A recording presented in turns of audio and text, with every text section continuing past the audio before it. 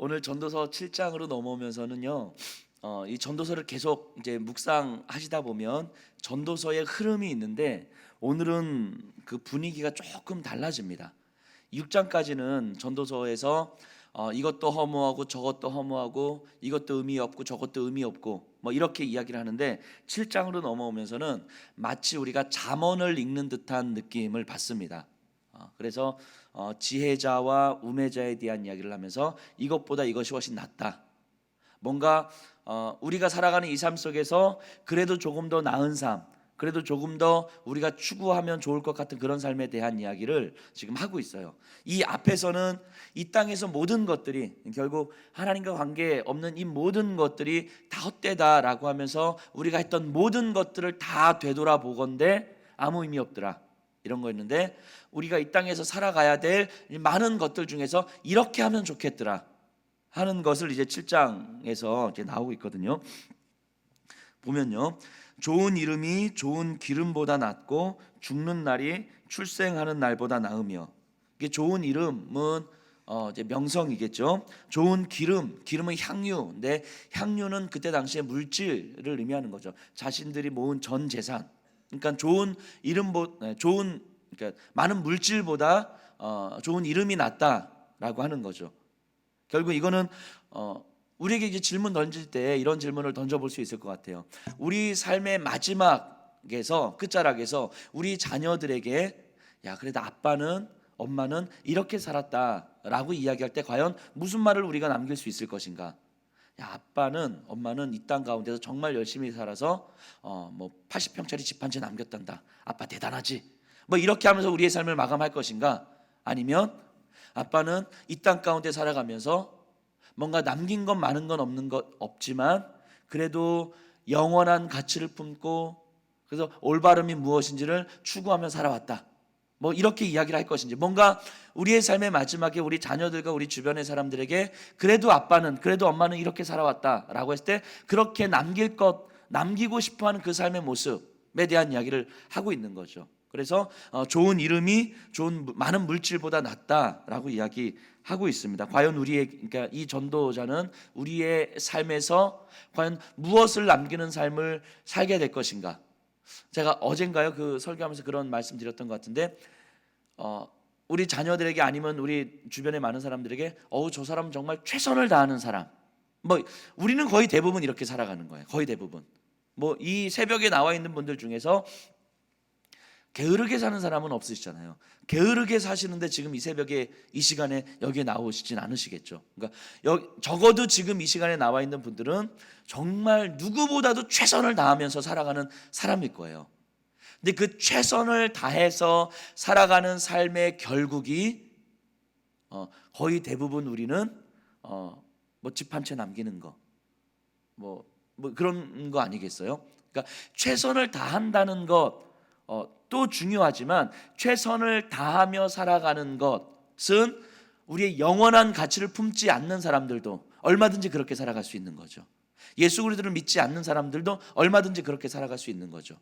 말씀드렸던 것처럼 예수님을 창으로 찌르는 로마 군인들도 그들의 주어진 환경 속에서 정말 최선을 다하면서 살아갔던 사람들인 거죠.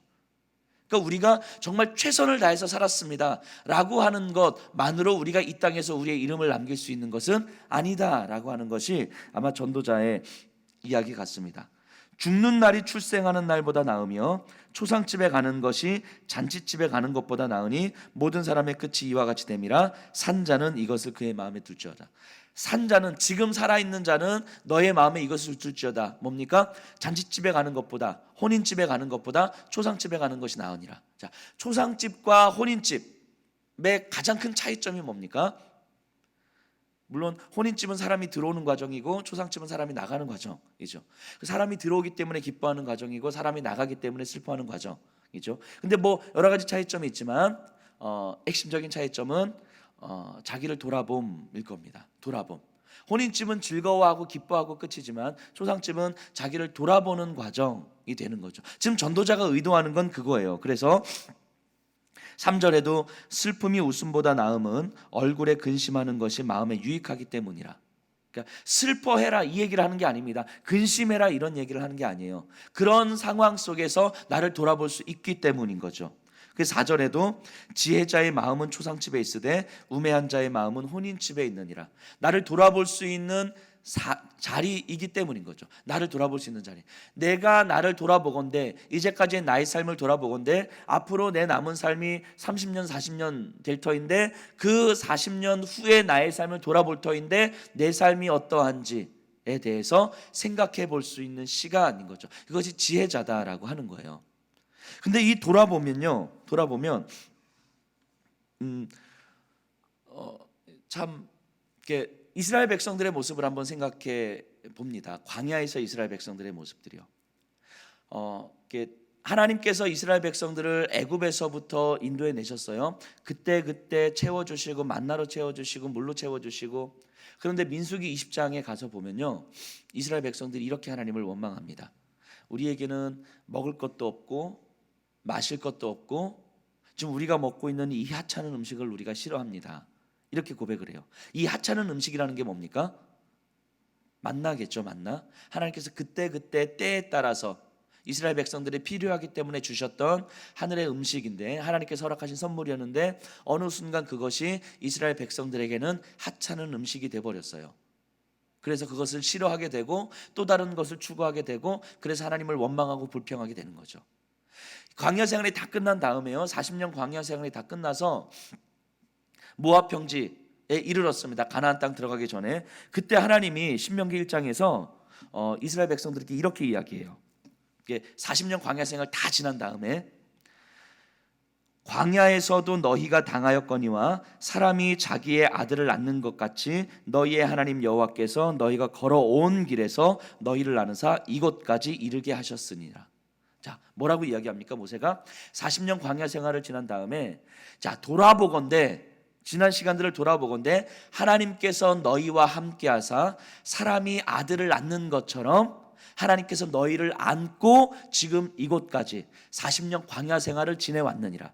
자, 분명히 광야 생활이라고 했습니다. 광야 생활이 어떤 생활입니까? 우리가 이전에 출애굽기 묵상하면서 충분히 많이 묵상했습니다. 광야 생활에 대해서. 거기는 낮에는 덥고 밤에는 춥고 먹을 것 때문에 걱정해야 되고 마실 물 때문에 걱정해야 되고 벌레와 전염병과 온갖 질병들 때문에 고민해야 되고 야생 짐승들의 공격에 걱정해야 되고 그리고 민족들의 침입 가운데 걱정해야 되고 하나부터 열까지 걱정이 아닌 상황이 없는 곳이 바로 광야예요. 광야. 그런데 그 광야 생활을 지내왔는데 하나님께서 너희를 안고 여기까지 왔느니라. 지난 시간을 돌아보건대. 그리고 2장 7절에 가니까 이렇게 설명합니다. 내 하나님 여호와께서 내가 하는 모든 일에 내게 복을 주시고 내가 이 큰 광야에 두루 다님을 알고 내 하나님 여호와께서 이 40년 동안을 너희와 함께 하셨으므로 내게 부족함이 없었느니라 하시기로. 자, 다시 40년 광야 생활을 이야기합니다. 40년 광야 생활을 돌아보건대 너희가 40년 동안 이 거친 광야를 두루 다님을 하나님께서 아시고 얼마나 힘겹게 염려와 걱정과 불안 가운데 40년 생활을 두루 다녔는지 다 아시고 근데 그럼에도 불구하고 이 40년 동안을 너희와 함께 하사 너희에게 뭐가 없었다고요? 부족함이 없게 하셨느니라 이렇게 설명합니다. 지난 40년 시간을 돌아보건대 내 지난 삶을 성찰해 보건대 되돌아보건대 나에겐 부족함이 없었느니라. 근데 실제 이스라엘 백성들의 반응은 어떠했습니까? 이 하찮은 음식을 우리가 싫어하며 하나님은 그때 그들에게 딱 맞는 필요로 하나님은 채워주시고 그 40년 광야 생활을 지내면서 부족함이 없었고 신발에 헤어짐이 없었고 옷이 헤어짐이 없었고 먹을 것이 없어서 주림이 없었고 그때 하나님께서 분명히 채워주셨다라고 이야기하는데 이스라엘 백성들의 입장에서는 부족한 거예요. 이스라엘 백성의 입장에서는 먹을 것이 없었던 거고 이스라엘 백성들의 입장에서는 항상 위협에 노출되었던 거고 이스라엘 백성들의 입장에서는 항상 염려와 근심과 두려움이 가득했던 삶인 거죠. 이렇게 달라요.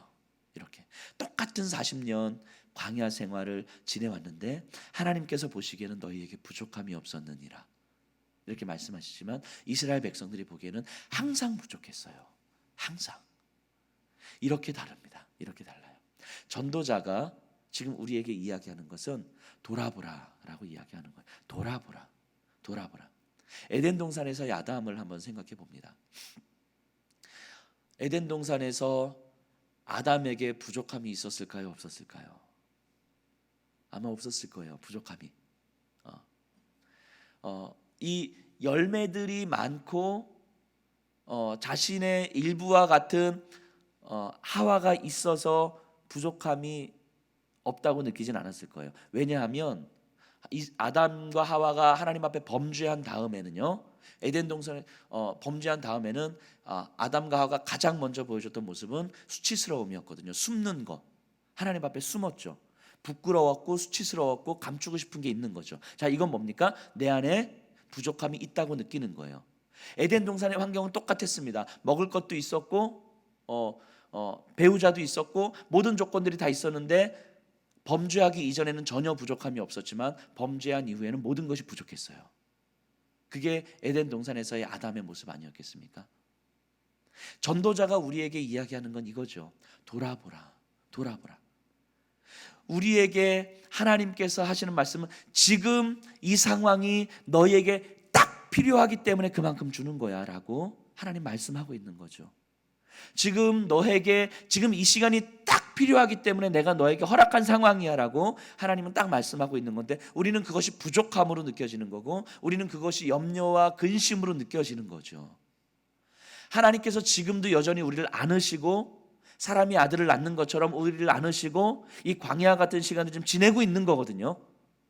그래서 우리 삶의 마지막에 가서 지금 이 시기를 돌아보건대 그때에도 하나님은 나를 안으시고 오셨구나. 40년 광야 생활을 두루 다니는 것처럼 우리 평생에 내 삶이 정말 광야 같은 삶을 쭉 지내고 있는 것 같았는데 사실 돌아보니까 그때에도 하나님 나와 함께 하셔서 나에게 부족함이 없게 하셨구나 라고 고백하게 하실 거예요.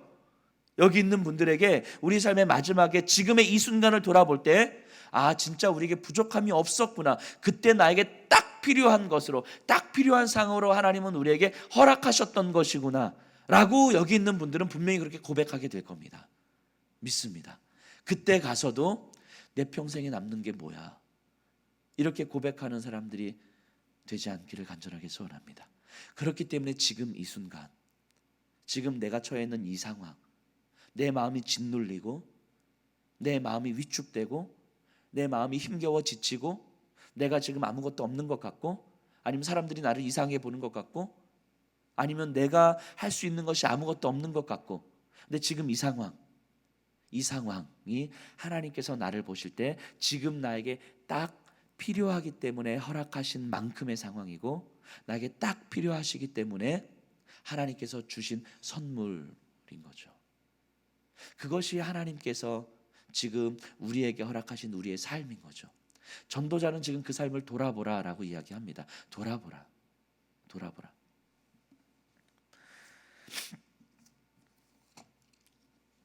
7절에 보면요, 탐욕이 지혜자를 우매하게 하고 뇌물이 사람의 명철을 망하게 하느니라.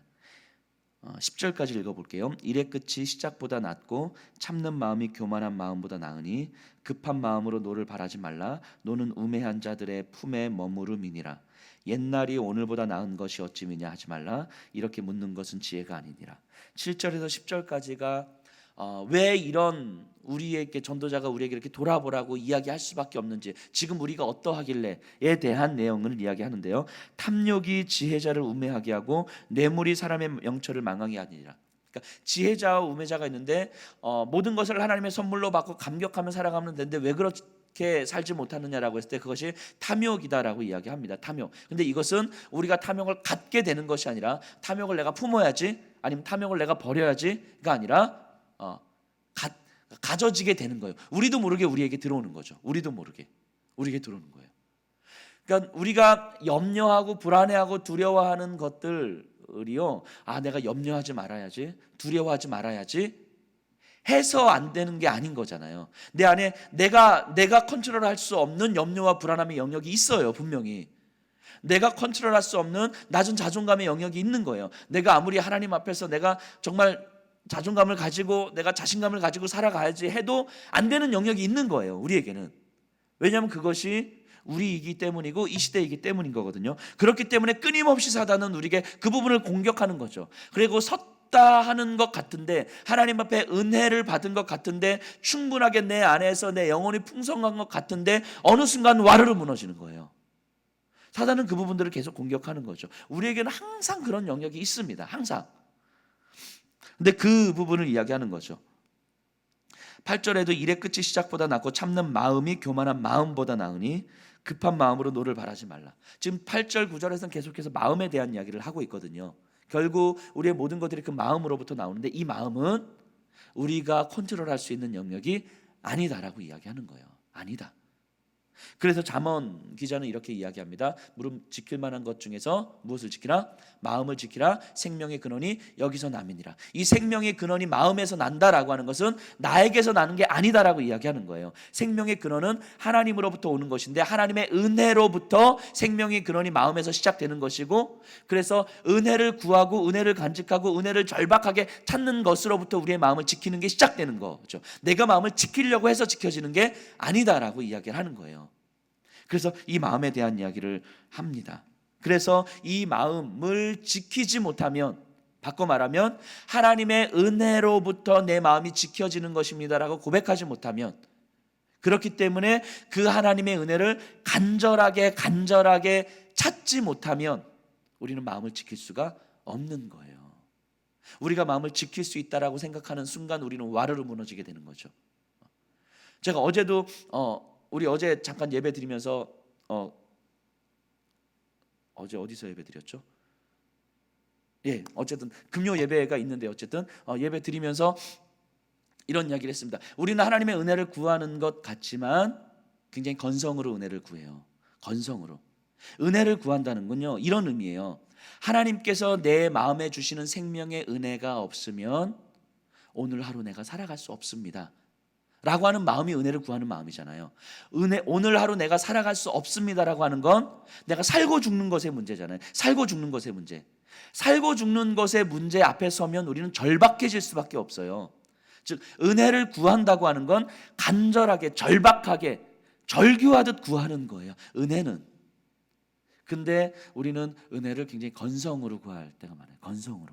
그래서 예배 드리면 은혜를 구하는 걸로 알고, 기도하면 은혜를 구하는 걸로 알고, 오늘 하루 찬송하면 은혜를 구하는 걸로 알고, 그래서 오늘 하루 30분 기도했어요. 마치 내가 은혜 구할 거 다 구한 것처럼 느껴지는, 은혜를 굉장히 건성으로 구하는 거죠. 건성으로.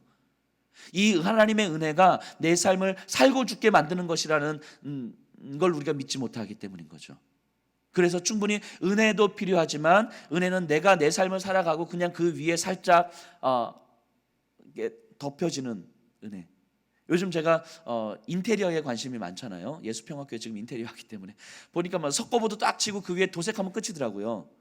마치 그런 느낌? 뭔가 내가 다 만들어지고 그 표면에 그냥 페인트 칠하면 싹 하면 끝나는 그런 느낌. 은혜는 그런 게 아니에요. 근데 은혜는 그런 게 아니에요. 우리는 은혜를 그런 방식으로 구하는 거죠. 내가 하늘 거 다 하고 그 다음에 하나님의 은혜가 그 위에 덮여서 뭔가 은혜로 살아가는 것처럼.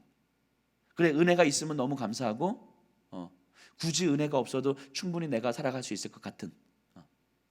그런데 은혜는 건성으로 구해지는 게 아니다라는 겁니다. 은혜는 절규하듯 구하는 거예요. 절규하듯. 왜냐하면 살고 죽는 것의 문제이기 때문인 거죠. 이런 도전을 한번 해보고 싶습니다. 2015년도를 지내오면서 지금 12월 달을 지내고 있는데 2015년도를 지내오면서 하나님의 은혜가 없으면 오늘 하루 살아갈 수 없습니다. 나는 정말 죽을 것 같습니다. 내 마음을 지킬 수 있는 힘도 없습니다 하면서 하나님 앞에 내 가슴을 찢어내면서 통분해하면서 정말 눈물을 흘려가면서 무릎 꿇고 하나님 앞에 그렇게 간절하게 은혜를 구했던 적이 과연 우리에게 얼마나 있었습니까? 그렇게 은혜를 구하면서 오늘을 살아갔던 적이 우리에게 얼마나 있었습니까? 우리는 은혜를 너무 건성으로 구하고 있지 않습니까? 그렇기 때문에 마음을 지킬 수가 없는 거예요. 마음을 지킬 수가 없는 거예요.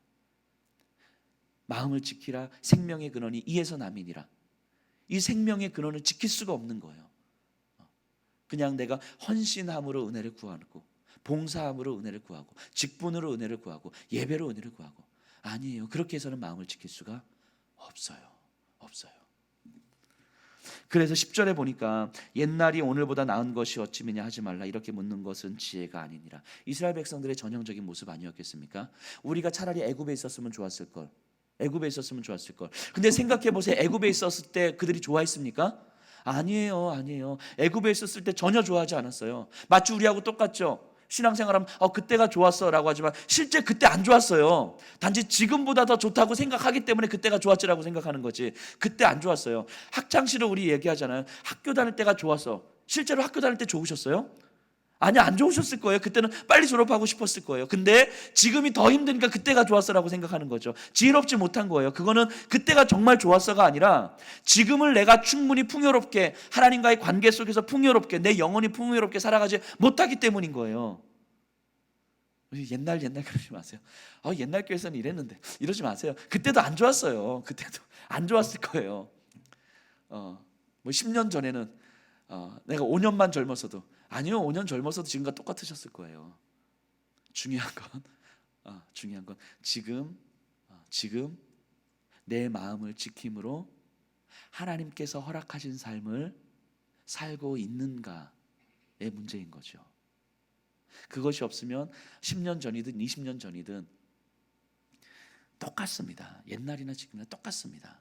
단지 오늘 하루 나에게 주신 것이 하나님 앞에서 하찮은 음식이라고 여겨지기 때문에 옛날을 그리워하는 것뿐이에요.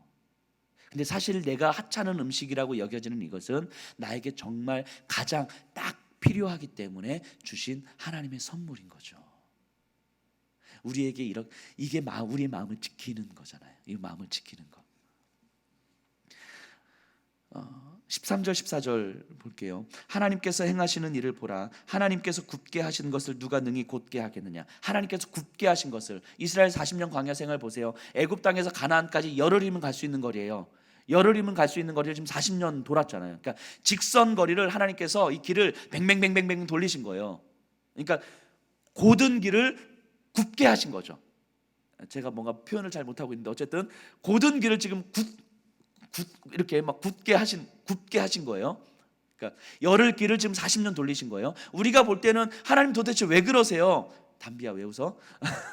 하나님 그렇게 왜 그러세요? 라고 이야기하지만 이렇게 전도자는 이렇게 표현하는 거예요. 하나님께서 굽게 하신 것을 누가 곧게 하겠느냐? 지금 힘드십니까? 지금 어려우십니까? 지금 내가 하나님 이 상황만 벗어나면 내가 정말 하나님 앞에 헌신할 것 같은데요. 그런데 전도자는 지금 이렇게 이야기하는 거예요. 하나님께서 굽게 하신 것을, 지금 내 삶과 내 환경을 하나님께서 지금 굽게 만들어 주신 거예요. 분명히 쭉 필 수 있는데 하나님께서 지금 굽게 만들어 주신 거예요. 그럼 여기서 하나님 왜 나를 이렇게 굽게 만들어 주셨어요? 하나님 왜 나에게만 이렇게 허락하세요가 아니라 하나님 왜 우리를 열흘 길을 40년 가게 하셨습니까? 그 이유가 무엇입니까? 하나님 나에게 딱 필요하기 때문에 지금 이 굽게 한 상황을 허락하셨을 텐데 그 이유가 무엇입니까? 라고 하나님의 이유를 묻게 되는 게 필요한 거죠. 전도자는 지금 이 얘기하고 있는 거예요. 하나님께서 굽게 하신 것을 누가 곧게 하겠느냐? 하나님께서 우리에게 딱 필요하기 때문에 허락하신 그 상황인 거예요. 그래서 14절에 형통한 날에는 기뻐하고 곤고한 날에는 되돌아보아라. 이 두 가지를 하나님이 병행하게 하사 사람이 그 장래일을 능히 헤아려 알지 못하게 하셨느니라. 형통한 일에는 기뻐해라. 왜 기뻐합니까? 좋아서 기쁜 거 아니에요. 보너스 많이 받아서 이번 때는 보너스 300% 받았어요. 그래서 기뻐한 게 아니라 하나님께서 주신 선물로 받기 때문에 기쁜 거예요. 하지만 공고한 날에는 슬퍼하라고 말씀하지 않습니다. 뭐라고 말씀하십니까? 생각하라, 되돌아보아라 이렇게 말씀하십니다. 하나님께서 왜 열흘 길을 40년 가게 하셨을까? 되돌아보아라 말씀하십니다. 하나님께서 왜 지금 내 마음을 무너지게 하실까? 되돌아보아라 말씀하십니다. 그러면서 하나님께서 굽게 하신 내 평생의 삶이 결국 알고 보니까 이것이 질곡의 삶인 줄 알았는데 사실은 나에게 가장 필요하기 때문에 하나님께서 허락하신 삶이었구나라고 고백하게 되는 거죠. 그래서 그의 장래를 능히 헤아려 알지 못하게 하심이라. 전도자가 결국 하고 싶은 말은 이거였습니까? 이거였습니다. 이거였는데요. 제가 지금 입이 잘 안 떨어지네요. 전도자가 결국 하고 싶은 말은 이거였어요. 결국 우리의 장래를 알지 못함이니라. 우리의 삶은 아는 것으로 이루어지는 것이 아니라 얼마나 많이 알고 많이 소유하고 그래서 어떻게 우리의 삶이 진행될지를 알고 진행되는 것이 아니라 우리의 삶은 믿음으로 가는 것이다. 이게 전도자가 하고 싶은 이야기인 거죠. 형통한 날과 공고한 날이 있는데 어떤 것이 어느 때 어떻게 이루어질지 하나님만이 아시고 우리가 어찌 알겠느냐. 그런데 하나님께서 굳게 하신 삶이 있고 하나님께서 곧게 하신 삶이 있는데 그것을 누가 능히 곧게 할 수 있고 굳게 할 수 있겠느냐. 결국 우리에게 필요한 것은 하나님께서 우리에게 딱 필요하시기 때문에 허락하신 선물임을 바라보고 믿을 수 있는 믿음이 우리의 삶을 살게 하는 힘이다라고 하는 거죠. 전도자가 결국 하고 싶은 말은 이거였어요. 이거.